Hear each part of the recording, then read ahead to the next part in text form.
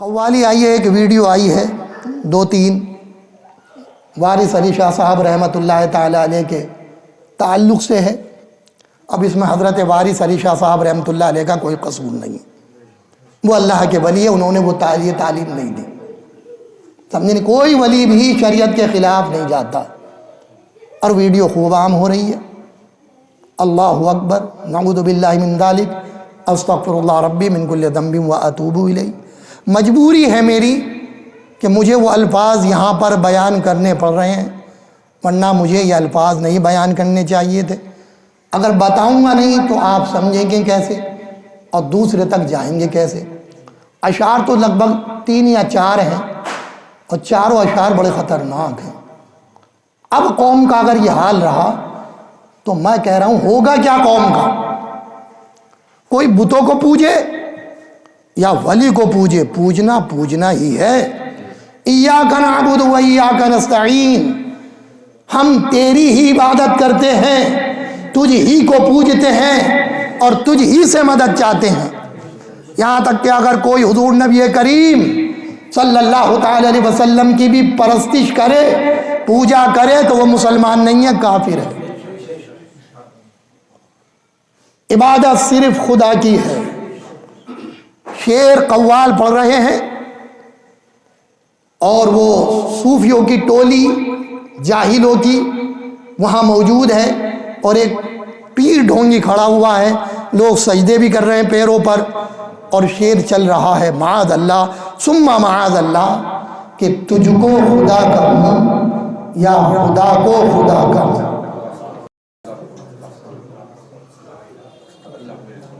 اگر یہی حال رہا تو ہوگا کیا؟ تجھ کو خدا کہوں یا خدا کو خدا کہوں، میں نے تجھ کو خدا مانا، جو ہوگا دیکھا جائے گا۔ اور یہ جب لفظ اس نے کہے تو مجمع میں نوجوان نوٹوں کی بارش کرنی شروع ہو گئی۔ کسی نے نہیں کہا کہ کیا کہہ دیا، ایک تماچا رسید نہیں کیا قوال کے؟ مطلب یہ شعر کا کہنا تھا کہ نوٹوں کی برسات شروع ہو گئی۔ یا اللہ، کہاں جا رہی ہے قوم؟ اسی کا نام اسلام اور سنیت ہے۔ اگر یہی ولی سے محبت ہے تو الماذ اللہ مجھے کہنا پڑے گا اللہ اکبر کہ یہ سنیت نہیں ہے، یہ اسلام نہیں ہے، یہ تو کفر ہے۔ جس نے کہا وہ بھی، اور پیر صاحب نے سنا، اسے روکا نہیں۔ توبہ تو ان پہ لازم ہو گئی، اور ان کی موجودگی میں کہہ رہا ہے تو محسوس ہو رہا ہے کہ ان کے کہنے سے ہی تو کہہ رہا ہے، اور پھر نوٹوں کی بارش بھی ہو رہی ہے۔ تو یہ کیا عقیدہ بنا رہے ہو تم بھائی؟ جو ہوگا دیکھا جائے گا، یعنی یہ سمجھو وارث علی شاہ صاحب بچا لیں گے؟ بلکہ وارث علی شاہ صاحب ہوتے تو کوڑوں کی برسات کراتے ان لوگوں پر۔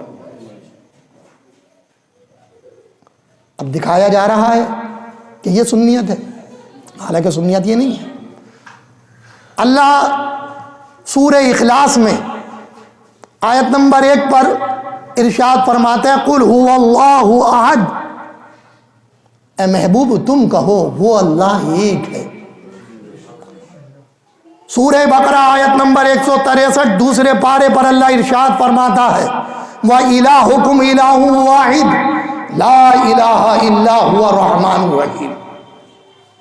تمہارا معبود ایک معبود ہے، تمہارا خدا ایک خدا ہے، نہیں ہے اس کے علاوہ کوئی معبود، وہ رحمان ہے، وہ رحیم ہے۔ مصطفیٰ سے بڑھ کر کوئی عظمت والا ہو نہیں سکتا۔ ساری مخلوق میں سب سے افضل و اعلیٰ میرے اور تمہارے نبی، سارے فرشتوں سے افضل و اعلیٰ، سارے رسولوں میں سب سے افضل و اعلیٰ، اللہ کے محبوب، معراج میں اللہ انہیں بلائے، لا مقامے بلائے، اللہ ان سے محبت کرے، ان کی رضا چاہے، انہیں خوش کرے، لیکن اس کے بعد بھی مصطفیٰ معبود مانتے ہیں تو اپنے رب کو مانتے ہیں۔ مصطفیٰ بتاتے ہیں تو یہی بتاتے ہیں کہ تمہارا میرا معبود ایک اللہ ہے، اس کے سوا کوئی معبود نہیں، اور کوئی دوسرا معبود مانے وہ چاہے غوث آدم کو مانے، چاہے خواجہ غریب نواز کو مانے، چاہے وارث علی کا مانے، یا انہیں کہیں وہ مسلمان نہیں ہے، ہرگز ہرگز مسلمان نہیں۔ اللہ اکبر۔ اللہ ایک، اس کا کوئی شریک نہیں ہے، نہ ذات میں اس کا کوئی شریک، نہ اس کی صفات میں کوئی شریک، نہ اس کے احکام میں کوئی شریک، نہ اس کے اسما میں کوئی شریک، اور نہ اس کے افعال میں کوئی شریک۔ اللہ کی نہ ذات میں، نہ صفات میں، نہ احکام میں، نہ اسما میں، نہ افعال میں کوئی شریک نہیں، وہ تنہا ہے۔ واجب الوجود، جس کا وجود ضروری ہو، عدم محال ہو، یعنی نہ ہونا محال ہو، وہ ذات صرف اور صرف اللہ کی ہے۔ اللہ کے لیے عدم محال ہے، اللہ کے لیے عدم یعنی نہ ہونا۔ ہم آج ہیں، کل نہیں رہیں گے، آج سے 40 سال پہلے نہیں تھے ہم، اور اب موجود ہیں، اور آج سے کچھ سمے کے بعد ہم نہیں ہوں گے۔ ایسا ہمارے ساتھ ہے۔ ہر انسان کہ جس نے جنم لیا ہے، ہر نفس کوئی بھی ہو جو پیدا ہوئی ہے، وہ حادث ہے، اسے ایک دن ختم ہونا ہے۔ وہ پہلے نہیں تھی، بعد میں آئی، پھر ختم ہو جائے۔ لیکن اللہ ایسا نہیں ہے، اس کے لیے عدم محال ہے، واجب الوجود ہے، قدیم ہے، ہمیشہ سے ہے اور ہمیشہ رہے گا۔ کل من علیہا فان، ہر ایک چیز ختم ہو جائے گی۔ وَيَبْقَى وَجْهُ رَبِّكَ ذُو الْجَلَالِ وَالْإِكْرَامِ، اور باقی رہے گی اس کی ذات۔ سب ختم ہو جائیں گے، کوئی باقی نہیں رہے گا۔ وہ ہمیشہ سے ہے، ہمیشہ رہے گا۔ وہ کسی کا محتاج نہیں، سب اس کے محتاج ہیں۔ وہی دیتا ہے اور وہی لیتا ہے، وہی موت دیتا ہے، وہی زندگی دیتا ہے، وہی جسموں میں طاقت دیتا ہے، وہی توانی دیتا ہے، وہی طاقت دیتا ہے، وہی قوت دیتا ہے، وہی شفا دیتا ہے، اور وہی بیماریوں کے اسباب پیدا کرتا ہے۔ کیسا عقیدہ بنا رہے ہو تم؟ ولیوں کو خدا کہہ بیٹھ رہے ہو۔ کل قیامت کے دن یہ ولی کہیں گے کہ ہم ان سے بری الذمہ ہیں، ہم نے یہ تعلیم نہیں دی ہے۔ تم بدنام کر رہے ہو وارث علی شاہ صاحب رحمت اللہ تعالی علیہ کو،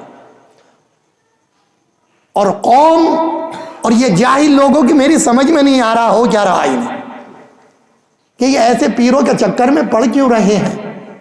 سب سے زیادہ خرابی تو اس عوام کی ہے۔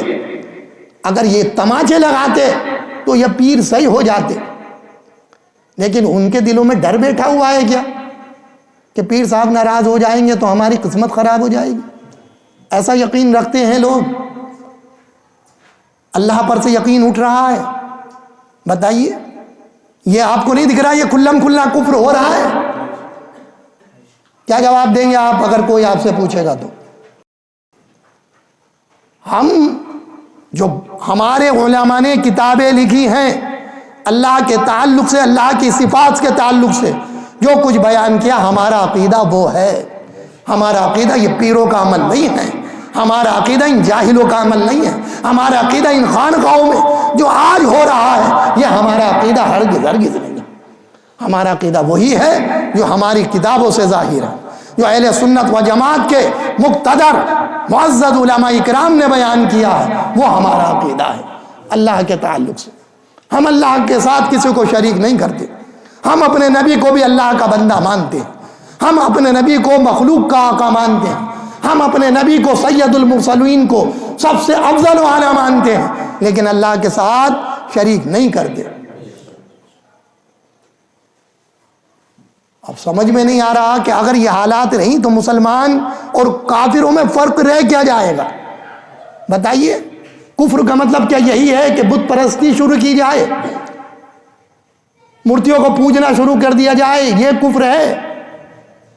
احکام شریعت جو حضور نبی کریم صلی اللہ تعالی علیہ وسلم شریعت لے کر آئے، جو دین میں چیزیں لازم و ضروری ہیں، ان کا انکار کر دینے کا نام بھی کفر ہے۔ اور یہاں تو اتنی بڑی بات ہے کہ وہ وارث علی شاہ کو کہہ رہا ہو، چیلنج کے ساتھ کہہ رہا ہے معاذ اللہ کہ جو ہوگا دیکھا جائے گا، یعنی مقابلہ ہی تو ہو رہا ہے کہ تجھ کو کہوں یا اس کو کہوں، میں تو تجھ کو کہوں گا اور جو ہوگا دیکھا جائے گا، یعنی وہ مقابلے بھی تو لا رہا ہے وارث علی شاہ صاحب کو۔ ہم نبی کو بھی نہیں مقابلے پہ نہیں لا سکتے، ہم یہ مانتے ہیں کہ اللہ اپنے محبوب سے محبت کرتا ہے اور اس محبت کی وجہ سے حضور کو عطا کرتا ہے، اور حضور جب اللہ کی بارگاہ میں کوئی عریضہ پیش کرتے ہیں تو اللہ تبارک و تعالی ان سے محبت کرنے کی وجہ سے ان کی بات کی لاج رکھتا ہے، ان کی دعا قبول فرماتا اور انہیں عطا فرما دیتا۔ لیکن مد مقابل ہم نہیں مانتے، اللہ کسی کو جہنم میں ڈالے اور کوئی مقابلے پہ لا کر ولی کو کھڑا کر دے، ایسا ہرگز نہیں ہو سکتا۔ اللہ کسی کو جنت عطا کری تو یہ اس کا کرم ہے، کوئی دوزخ سے نکال نہیں سکتا مقابلے پہ آ کر، یہ اللہ کا رحم و کرم ہے کہ وہ مومن کو جنت عطا فرما دے، سمجھے؟ تو میرا کہنے کا مطلب یہ ہے کہ جو میں نے اللہ کے تعلق سے آپ کو بتایا ہے، آپ کو یہی عقیدہ رکھنا ہے۔